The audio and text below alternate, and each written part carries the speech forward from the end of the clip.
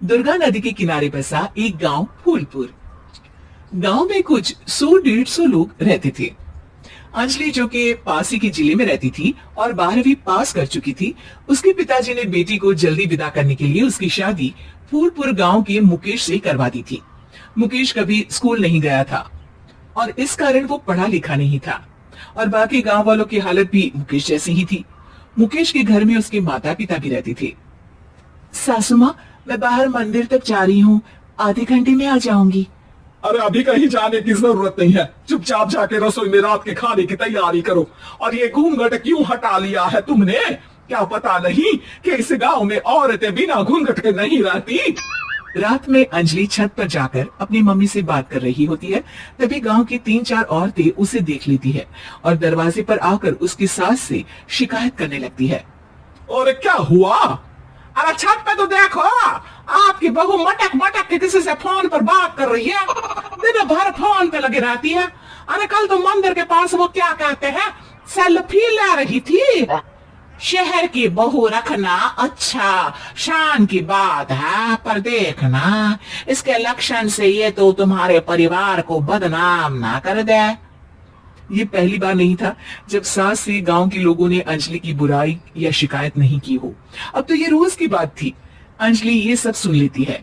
जब वो नीचे जाती है तो मुकेश भी वहां आ जाता है। सास कहती है, बेटा, लोग घर आकर शिकायत करने लगे हैं बहू के कामों की, देख लो। पति हो, संयम से रखो इसे। माँ जी, मैं तो अपनी माँ से बात कर रही थी क्योंकि यहाँ कोई बात करने लायक ही नहीं है और अब मैं माँ के पास ही रहूंगी। वहाँ क्या रहना, वहाँ बाहर के लोग तो ठीक है पर घर के लोग भी इज्जत ना दे सके। अरे नहीं नहीं अंजलि, ऐसा नहीं है, धीरे धीरे सब ठीक हो जाएगा, तुम फिक्र ना करो। अरे बस कुछ बोलना ही नहीं है, सर पे चढ़ा रखा है बहू को।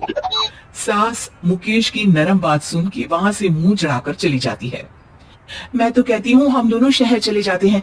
मैं पढ़ी लिखी हूँ, मुझे वहाँ नौकरी भी मिल जाएगी और थोड़े दिनों में आप भी वहाँ कुछ काम ढूंढ लेना। अरे नहीं नहीं अंजलि, हम यहाँ ना गांव का खेत, माँ पिताजी को छोड़कर शहर नहीं जा सकते। माँ पिताजी को कैसा लगेगा और गांव वाले क्या सोचेंगे? ये कहकर मुकेश सोने चला जाता है और अंजलि की गांव वालों द्वारा बुराई का सिलसिला बहुत दिनों तक चलता ही रहता है। लेकिन अंजलि गुस्सा ना दिखाते हुए समझदारी से काम लेती है। बारिश का मौसम चालू हो जाता है। जोरदार बारिश से पूरे गांव में हाहाकार मच जाता है। दुर्गा नदी में बाढ़ आ जाती है और बाढ़ का पानी पूरे गांव की फसल तबाह कर देता है। फसल की ये हालत देखकर गांव वाले निराश हो जाते हैं और बात तो यहाँ तक पहुँच जाती है कि कुछ लोग तो अंजलि को इस सब का दोषी ठहरा देते हैं। अरे पूरी फसल तबाह हो गई, पता नहीं किसकी नजर लग गई है। अरे जब से चौधरी परिवार में ये शहर की बहू आई है ना, तब से ही गांव की शांति चली गई है। इसका कर्मकांड से माँ दुर्गा नदी भी खुश नहीं है। ये सब सुनकर बेचारी अंजलि रोते हुए अपने घर चली जाती है। कुछ दिन बाद सभी गांव वाले अपनी फसल का मुआवजा लेकर अपने अपने घर आते हैं। मुकेश भी 1500 लेकर आता है। अंजलि को जब पासबुक दिखाता है तो अंजलि हैरान हो जाती है। अरे ये पासबुक में तो उन्होंने 4000 की एंट्री करी है और आपको सिर्फ 1500 दिए। सच में? अरे वो सरकारी अफसर आपको बेवकूफ बना रहे हैं। सरकार की तरफ से हमें 4000 मिले हैं लेकिन बाकी का सारा पैसा खुद ही खा रहे हैं। आप लोग के अनपढ़ होने का फायदा उठा रहे हैं। ये सब सुनकर मुकेश परेशान हो जाता है लेकिन अंजलि उसे हिम्मत से काम लेने को कहती है और सुबह होते ही मुकेश को पंचायत कार्यालय ले जाती है और साथ में गांव के और लोगों को भी। आप सरकारी बाबू क्या गांव के लोगों को बेवकूफ समझते हैं? आपको क्या लगता है ये पढ़े लिखे नहीं है तो आप कुछ भी मनमानी करेंगे? ये बेचारे दिन रात इतनी मेहनत करते हैं, ये हमारे अन्नदाता है और आप इनके साथ ऐसा धोखा करते हैं। अरे क्या बके जा रही है ये लड़की, किस धोखे की बात कर रही है? अपने कांड करके नदी माँ को नाराज करके हमारा नुकसान करके इसे चैन नहीं मिला क्या?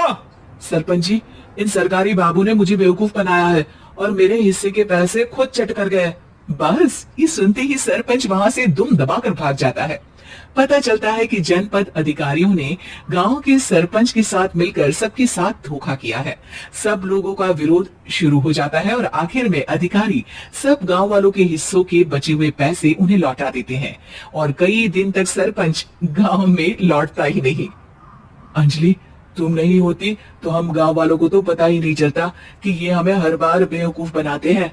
हाँ हाँ अंजलि बेटी, हमें माफ कर दो। हम सब तुम्हें बुरा भला कहते रहे, लेकिन तुमने ही आज हमें बेवकूफ बनाने से बचाया है। हमें तुम पर गर्व है बेटी। अब समझ आया कि सरपंच तुमसे नहीं, तुम्हारे पढ़े लिखे होने से नफरत करता था।